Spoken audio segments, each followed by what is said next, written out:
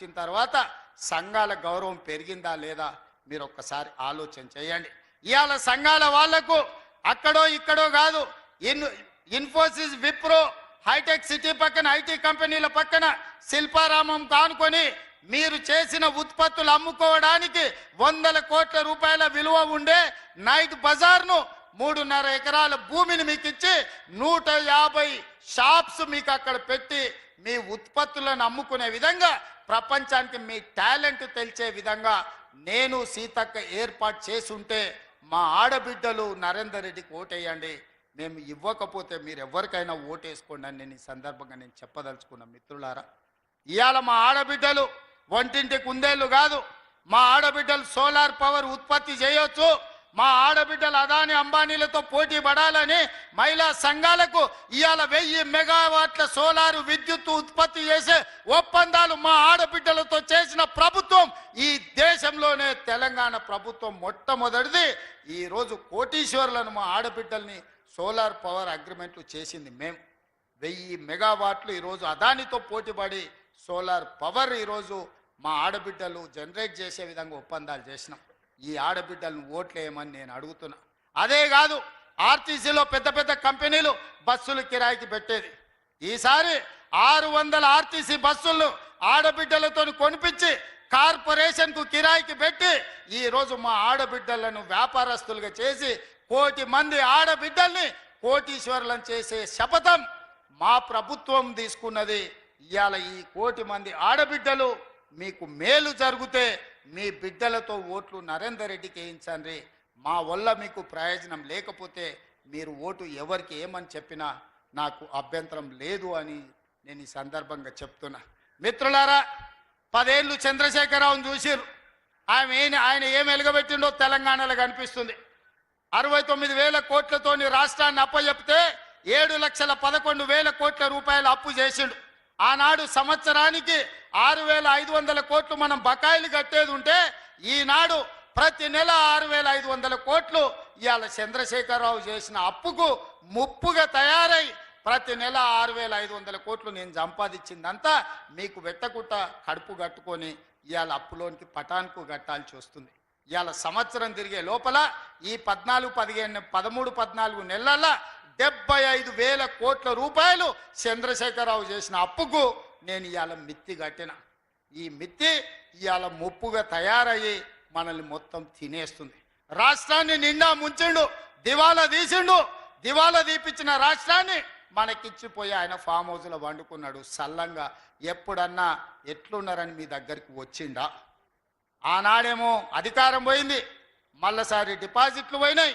ఈ ఎన్నికల అభ్యర్థి లేడు, ఎన్నికల్లో పోటీ చేయనోడు, ఎన్నికల్లో అభ్యర్థి దొరకనోడు ఇవాళ కాంగ్రెస్ పార్టీని ఓడగొట్ట అంటారు. కాంగ్రెస్ పార్టీని ఓడగొట్టమంటే బీజేపీని గెలిపించమనే కదా. కొట్లాడుతుంటే నా కాలు పట్టి ఆయన గుంజిండంటే నా ఎదురుగుండోని సాయం చేసినట్టే కదా. ఇవాళ కొట్లాటలా మోడీ మీద కలబడి మా రాష్ట్రానికి మెట్రో రైలు ఎందుకు ఇవ్వవు, మాకు మూసీ నది ప్రక్షాళనకు నిధులు ఎందుకు ఇవ్వవు, మాకు రీజనల్ రింగ్ రోడ్ ఎందుకు ఇవ్వవు, మా పాలమూరు రంగారెడ్డి ఎత్తిపోతలకు జాతీయ హోదా ఎందుకు ఇవ్వవు, మా సమ్మక్క సారలమ్మకు నీళ్ళు ఎందుకు కేటాయించవు, మా సీతారామ ప్రాజెక్టుకు నీళ్ళ కేటాయింపులలో ఎందుకు అన్యాయం చేస్తున్నావు అని మోడీతో నేను కొట్లాడుతుంటే చంద్రశేఖరరావు సందట్లో సడేమియలాక నా కాలు పట్టి గుంజుతున్నాడు, నా అంగి పట్టి లాగుతున్నాడు. ఎవరి కోసమే? మోడీ కోసం కాదా? ఇవాళ గూడు పుటాని చేసి మోడీ కేసీఆర్ ఒక్కటై ఈరోజు మన ప్రభుత్వాన్ని ఇబ్బందుల పాలు చెయ్యాలని చూస్తున్నాడు. ఇవాళ నేను ఒక్క మాట అడగదలుచుకున్న మా బీసీ సోదరుల, చదువుకున్నారు, చైతన్యం వచ్చింది, మీ వాటా మీ కోట మీరు అడుగుతున్నారు. 100 ఏళ్ళల్లా 1931లో తెల్లదొరలు ఉన్నప్పుడు కులగణన జరిగితే 2025 సంవత్సరం వరకు దాదాపుగా 96-97 ఏళ్ళల్లా ఎన్నడన్నా మీ కులగణన జరిగిందా ఈ దేశంలో? బీసీనని పెద్ద బీసీనని చెప్పుకునే మోడీ గారు 12 ఏళ్ళైంది ప్రధానమంత్రి, మీ బీసీ లెక్కలు తేల్చిండా అని నేను అడుగుతున్నా. 12 నెలలు తిరగక ముందే మీ సోదరుడు రేవంత్ రెడ్డి ముఖ్యమంత్రి అయి మీ బీసీ కులగణన చేసి ఇవాళ లెక్కలు తేల్చి 56.33% తెలంగాణ రాష్ట్రంలో బీసీలు ఉన్నారని లెక్క తెచ్చి లెక్క ముందల పెడితే ఇవాళ రేవంత్ రెడ్డిని ఓడగొట్టాలి అని అడుగుతున్నారు. కేసీఆర్ మోడీ గారు. నేను అడుగుతున్న సోదరులారా, మోడీ చెయ్యలేని పని, మోడీ పెద్ద బీసీని అని చెప్పుకుంటున్నాడు, బండి సంజయ్ చిన్న బీసీని అని చెప్పుకుంటున్నాడు. వీళ్ళిద్దరు 12 ఏళ్ల నుంచి ప్రధానమంత్రిగా ఉన్నారు, ఏమన్నా చేసిండా? కానీ 12 నెలల్లో మీ లెక్క తేల్చి రాహుల్ గాంధీ గారి మాట మీద బీసీ కులగణన నేను చేస్తే ఇవాళ నన్ను ఓడగొట్టమంటున్నాను. ఒకవేళ ఈ ఎన్నికల్లో అనుకోని తప్పిదం ఏదైనా జరిగితే బీసీ కులగణన చేసినందుకే రేవంత్ రెడ్డిని ఓడించిండ్రంటే అది మీకు నష్టమా లాభమా? మా బీసీ సోదరులను నేను ఈరోజు ఆలోచన చేయమని నేను అడుగుతున్నా. నేను మీకోసం కొట్లాడుతున్నా, నేను మీకోసం పనిచేస్తున్నా. నరేందర్ రెడ్డి గెలిచినా ఓడినా ఎమ్మెల్యేలల్లా ప్రభుత్వానికి వచ్చే ప్రమాదం లేదు. కానీ ఈ ప్రభుత్వం చేసిన నిర్ణయాలు ఈరోజు బీసీ కులగణన నరేందర్ రెడ్డి ఓడితే చేసింది తప్పని తప్పుడు ప్రచారం బీజేపీ వాళ్ళు బీఆర్ఎస్ వాళ్ళు చెయ్యరా? మీరు ఒకసారి ఆలోచన చెయ్యండి. ఇవాళ ఎస్సీ కేటగరైజేషన్ 30 ఏళ్ళ నుంచి మీరు కొట్లాడుతున్నారు. కృష్ణ మాదిగ పోయి మోడీని కౌగిలించుకున్నాడు, మోడేమో కృష్ణ మాదిగకు ముద్దు పెట్టిండు. సంతోషం, మన కృష్ణానికే పెట్టిండు ముద్దు. కానీ చట్టం ఎందుకు పార్లమెంట్లో పెడతలేడే కేటగరైజేషన్ మీద? సుప్రీంకోర్టు చెప్పింది కదా. మోడీ గారికి నిజంగానే ఈ ఎస్సీ కేటగరైజేషన్ మీద ప్రేమ ఉంటే, దళితుల పట్ల ఆపేక్ష ఉంటే, దళితులకు మేలు జరగాలనుకుంటే నరేంద్ర మోడీ గారు పార్లమెంటులో బిల్లు పెట్టి ఎస్సీ కేటగరైజేషన్ ని చట్టబద్ధత ఎందుకు చేస్తలేడు? ఇవాళ ఎందుకు అడుగుతలేడు కృష్ణ మాదిగ గారు, కిషన్ రెడ్డి గారు అని నేను అడుగుతున్నా. ఇవాళ నేను ఎన్ని ఆటుపోట్లను ఎదుర్కొని షమీమ్ అఖ్తర్ కమిషన్ వేసి ఎస్సీ కులాల కేటగరైజేషన్ మీద నివేదిక తీసుకొచ్చి ఈ రోజు ఎస్సీ కేటగరైజేషన్ చేసి మీ ముందు నిలబడ్డా. కేటగరైజేషన్ చేసినందుకు ఇవాళ మీరు నన్ను శిక్షించదలుచుకున్నారా? వీళ్ళ మాటలు నమ్మి అని చెప్పి నేను ఎస్సీ సోదరులను అడగదలుచుకున్నా. దశాబ్దాల కొద్దీ పరిష్కారం కాబడని ఈ శాశ్వతంగా సమస్య, జటిల సమస్యగా ఉన్న బీసీ కులగణన ఎస్సీ కేటగరైజేషన్ ఈరోజు 12 నెలలు తిరిగే లోపల పరిష్కరించిన నాకు ఓటేస్తారా? మిమ్మల్ని 12 ఏళ్ళ నుంచి మోసం చేసిన బీజేపీలకు ఓటేస్తారా? మీరు ఒక్కసారి ఆలోచన చేసి నిర్ణయం తీసుకోండి అని నేను అడుగుతున్న సోదరులారా. బండి సంజయ్ గారు అడుగుతున్నారు కేసీఆర్ కేటీఆర్ని ఎందుకు అరెస్టు చేస్తలేవని. నేను అడుగుతున్న బండి సంజయ్ని, ఇవాళ కేసీఆర్ కేటీఆర్ని అరెస్టు చేయాలంటే టెలిఫోన్ ట్యాపింగ్లో పారిపోయి అమెరికాలో దాచుకున్న ప్రభాకర్ రావు, శ్రవణ్ రావును పట్టుకురావాలి. ఇది రాష్ట్ర ప్రభుత్వం చేసే పని కాదు, కేంద్ర ప్రభుత్వం హోంశాఖ చేయాలి. 10 నెలలు అయింది మీకు లేఖ రాసి, రెడ్ కార్నర్ నోటీస్ ఇచ్చి, ఆయన వివరాలు ఇచ్చి, అమెరికాలో ఉన్న ప్రభాకర్ రావును, శ్రవణ్ రావును ఎందుకు మీరు పట్టుకొస్తలేరు బీజేపీ వాళ్ళని నేను అడుగుతున్నా. మీ చీకటి ఒప్పందంలో భాగంగా కాదా ఈరోజు ప్రభాకర్ రావు, శ్రవణ్ రావును తెలంగాణకు పట్టుకొస్తే కేసీఆర్ కేటీఆర్ జైల్లో ఉండాలి, చెర్లపల్లిలో చిప్పకూడు తినాలి. కాబట్టే ఢిల్లీకి వచ్చి చీకట్ల మీ కాళ్ళు పట్టుకుంటే మీరు కాపాడి ప్రభాకర్ రావును, ఇవాళ శ్రవణ్ రావును అమెరికాలో దాచిపెట్టింది నువ్వు కాదా బండి సంజయ్ గారు? నేను అడుగుతున్న బండి సంజయ్ని, కేంద్ర హోంశాఖ సహాయ మంత్రి నువ్వే కదా, ఎప్పటి లోపల ప్రభాకర్ రావును తెస్తావు, ఎప్పటి లోపల శ్రవణ్ రావును తెస్తావు? వాళ్ళని తెచ్చి మాకు అప్పచెప్పు. కేసీఆర్ కేటీఆర్ని అరెస్టు చేస్తామా లేదా మేము చెప్తాం. మేము గొర్రెల స్కామ్ జరిగితే మేము కేసు కడితే ఉన్న పేపర్లన్నీ ఈడీ తీసుకుపోయింది. మేము ఫార్ములా ఈ రేస్ కార్ల కుంభకోణం కోట్ల రూపాయలు దేశాలు దాటి ఇతర దేశాలకు కేటీఆర్ తరలిస్తే మేము కేసు కట్టంగానే ఈడీ ఆ పేపర్లు కూడా తీసుకుపోయింది. నేను అడుగుతున్న బండి సంజయ్ని, ఈడీ కూడా నీ కిందనే వస్తుంది. ఫార్ములా ఈ రేస్లో కేటీఆర్ని ఈడీలు ఎప్పుడప్పుడు అరెస్ట్ చేస్తారో చెప్పు. గొర్రెల స్కీమ్లో బీఆర్ఎస్ వాళ్ళని మీరు ఎప్పుడు అరెస్ట్ చేస్తారో చెప్పుండ్రి. విదేశాలలో టెలిఫోన్ ట్యాపింగ్లో ఉన్న ప్రభాకర్ రావును, శ్రవణ్ రావును ఎప్పుడు తీసుకొస్తావో చెప్పుర్రి.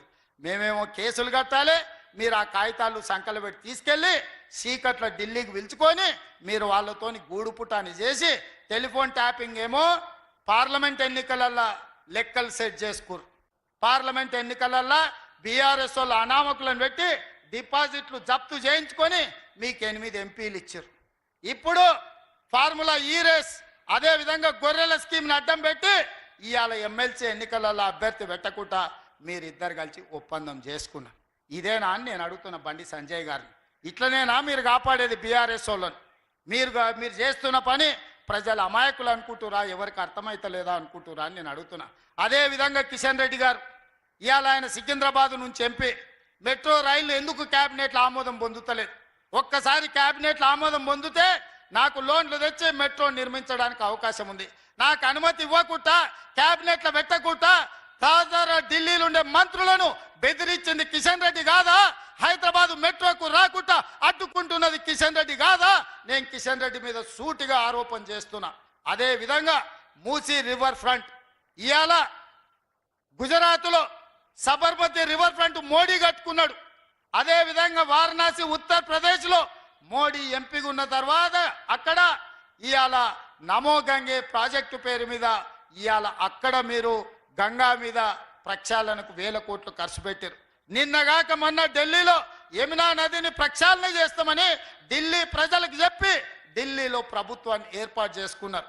ఉత్తరప్రదేశ్లో గంగా నదిని ప్రక్షాళన చేస్తారు, గుజరాత్లో సబర్మతి నదిని ప్రక్షాళన చేస్తారు, ఢిల్లీలో యమునా నదిని ప్రక్షాళన చేస్తారు.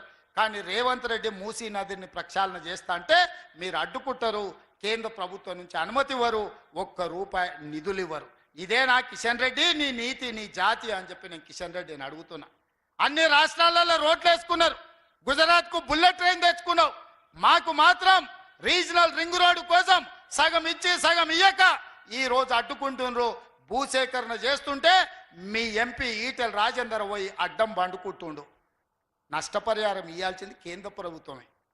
నిధులు నితిన్ గడ్కరీ నుంచి లేకుండా Etela Rajender regional ring road పని జరగకుండా రోడ్డుకు అడ్డం పడి అడ్డుకుంటుండంటే తెలంగాణ అభివృద్ధి జరగొద్దు, తెలంగాణ దివాలా తీయాలి. అప్పుడే రేవంత్ రెడ్డిని బద్నాం చెయ్యాలని ఈటెల రాజేందర్ కిషన్ రెడ్డి కలిసి కుట్రలు చేస్తున్నారు. ఇవాళ 10 ఏళ్ళ 12 ఏళ్ళ మీరు ఏం తెచ్చిరని నేను అడుగుతున్నా కిషన్ రెడ్డిని. ఇవాళ హైదరాబాద్లో రోడ్లు విస్తరించిన, హైదరాబాద్కి గోదావరి జలాలను 20 టీఎంసీలు తీసుకెళ్తున్నా. ఇవాళ కృష్ణానది జలాలను మేము తెచ్చినాం, ఆనాడు గోదావరి జలాలు మేము తీసుకొచ్చినాం. ఇవాళ మూసీ నదిని ప్రక్షాళన మేము చేయాలనుకుంటాం. మెట్రోని ఆనాడు మెట్రో కట్టింది మేమే, ఈనాడు ఇంకా 100 కిలోమీటర్లు మెట్రోను విస్తరించాలనుకుంటున్నది మేమే. ఫ్యూచర్ సిటీని సైబరాబాద్ సిటీని కట్టింది మేమే, ఫ్యూచర్ సిటీని కట్టాలని ప్రయత్నం చేస్తున్నది మేమే, ఫ్యూచర్ సిటీ వరకు మెట్రో వేయాలనుకుంటున్నది మేమే. కిషన్ రెడ్డి గారు నువ్వేం తెచ్చినావు కేంద్ర మంత్రి వై అని నేను అడుగుతున్నా. ఏ మోకం పెట్టుకొని ఇవాళ పట్టభద్రులను ఓట్లు అడుగుతావు కిషన్ రెడ్డి? నీ మోసం నీ దగా తెలియదా? నేను కూడా 2019 నుంచి 24 వరకు ఎంపీగా చేసిన. మీ బీజేపీ ప్రభుత్వంలో ఉన్న కేంద్ర మంత్రులు చాలా మంది నాకు కూడా దోస్తులే, పార్లమెంట్లో నాతో పనిచేసి. ఢిల్లీలో వాళ్ళని కలిసినప్పుడు అలా చెప్తారు, ఒరే నాయన నువ్వు మాకు బాగా తెలుసు, హైదరాబాదును బాగా అభివృద్ధి చేస్తే విశ్వనగరం అవుతుంది, మాకు చెయ్యాలనే ఉంది, మంత్రివర్గంలో పెట్టి మీకు చేద్దాం అనుకుంటే మీ కిషన్ రెడ్డి వచ్చి అడ్డం పడుతుండు. మీరు అట్లెట్లు ఇస్తారు కాంగ్రెస్ ప్రభుత్వానికి? మీకు రేవంత్ రెడ్డి దోస్త్ అయితే ఇవన్నీ ఇస్తారు, అట్లెట్లు ఇస్తారు? మీ సంగతి చూసుకుంటానికి కిషన్ రెడ్డి పంచాయతీ పెట్టుకుంటుండు. కిషన్ రెడ్డి అడ్డం పడ్డందుకే మీ మెట్రో రైలు క్యాబినెట్లో పెట్టలేదు, మూసీకి మీకు నిధులు ఇవ్వలేదు, మీ రీజనల్ రింగ్ రోడ్డు పన్నులు ముందుకు పోతలేవు, మీ పాలమూరు రంగారెడ్డి ఎత్తిపోతలకు నీటి కేటాయింపులు జరగలేదు, సీతారామ సమ్మక్క సారలమ్మ ప్రాజెక్టులు కుంటుబడినాయని చెప్పి మీ మంత్రులే స్వయంగా నాకు చెప్తున్నారు. కిషన్ రెడ్డి గారు ఎన్ని రోజులు మభ్యపెడతావు? కిషన్ రెడ్డి గారు ఎన్ని రోజులు? నా మీద కోపం ఉండొచ్చు, కాంగ్రెస్ మీద నీకు పగ ఉండొచ్చు, కానీ 4 కోట్ల తెలంగాణ ప్రజలు ఏం చేశారు? ఎందుకు అభివృద్ధిని అడ్డుకుంటున్నావు అని నేను కిషన్ రెడ్డిని అడుగుతున్నా. ఒకవేళ నువ్వు నిజాయితీ పరుడివే అయితే, నీకు చిత్తశుద్ధి ఉంటే ఈ రోజు చెప్పిన మెట్రో రైలు, మూసీ ప్రక్షాళన, regional ring road, Palamuru Rangareddy ఎత్తిపోతల పథకానికి నీళ్లను ఎప్పటిలోగా తెస్తావో తారీఖు చెప్పు. తారీఖు చెప్పినాకనే నువ్వు ఓట్లు అడుగు, లేకపోతే ఓట్లు అడిగే అర్హత నీకు లేదు అని చెప్పి నేను కిషన్ రెడ్డికి చెప్పదలుచుకున్నా. అందుకే మిత్రులారా, నేను చెప్పిన వాస్తవాలను ఆలోచన చేయండి. నేను ఎవరిని తిట్టదలుచుకోలే, నేను ఎవరి మీద పడదలుచుకోలే, కానీ తెలంగాణ రాష్ట్రానికి జరుగుతున్న నష్టాన్ని కష్టాన్ని మీకు చెప్పకపోతే ఎవరికి చెప్తాం?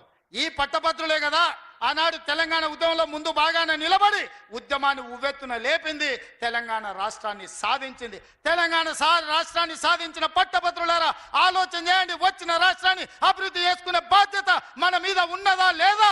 అడ్డొచ్చినోని అవసరమైతే తొక్కుకుంటైనా, ఎన్నికల్లో డిపాజిట్లు జప్తు చేసైనా తెలంగాణ రాష్ట్రాన్ని అభివృద్ధి చేసుకుందామని నేను విజ్ఞప్తి చేస్తున్నా. ఈ కార్యక్రమంలో నాకు అండగా నిలబడండి. నాకు నిన్నగాక మొన్న వచ్చింది 10 నెలలు కాలే నేను సరిగ్గా పరిపాలన చేయబట్టి. 10 ఏళ్ళు చేసినోడు నా మీదనే పడతాడు, 12 ఏళ్ళు చేసినోడు నా మీదనే పడతాడు. చీకట్లో ఇద్దరు కలిసి కుమ్ముక్కు అవుతారు, అల్లాయి బల్లాయి చేసుకుంటారు, ఫెవికాల్ బంధం ఫెవికాల్ లాగా అతుక్కుంటారు, ఇద్దరు కలిసి వచ్చి నా మీద పడతారు. ఇది న్యాయమా? మీరు ఆలోచన చేయండి. నేను ఎవరిని? మీ సోదరుని. నేను కూడా అక్కడ మీ మధ్యలో కూర్చున్నోనే. మీరు ఆశీర్వదిస్తే నేను ఇక్కడికి వచ్చిన. మీ వాడిని నన్ను ఇట్లా కుట్రలు చేస్తుంటే కాపాడుకోవాల్సిన బాధ్యత, గెలిపించుకోవాల్సిన బాధ్యత మీ మీదనే ఉన్నది. ఈ ఎన్నికలు నావి కాదు, ఈ ఎన్నికలు పట్టభద్రులై, ఈ పట్టభద్రుల తరఫున వారధి